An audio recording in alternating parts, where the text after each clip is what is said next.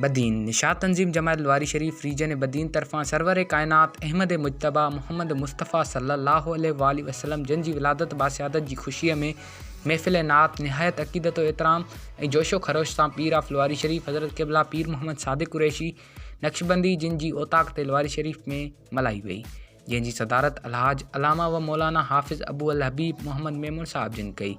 ॿियनि उलमा करामन में अलामा मोहम्मद कासिम चांडियो, अलामा ज़फ़र अली गोपांग साहब जिन खां अलावा काफ़ी तादाद में नात ख़्वाननि शिरकत कई।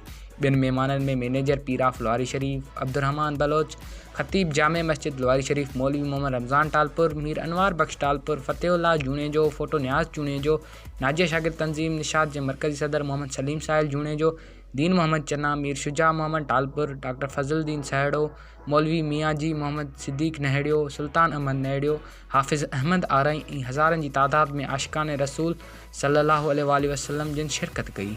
निशात तंजीम जमात लवारी शरीफ रीजन बदीन के सदर अब्दुल फ़ताह जूणेजो आयल मेहमाननि के मान में अजियाणो पेश कयो ऐं मेहमाननि के गुलनि जा हार पाराया।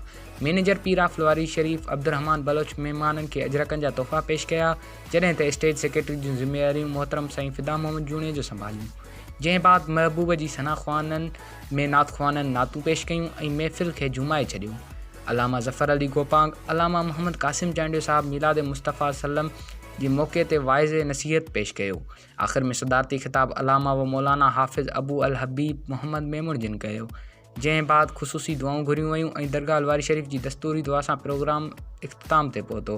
जंहिं बाद लंगर पिणु तक़सीम कयो वियो। रिपोर्ट प्यार अली टालपुर बदीन।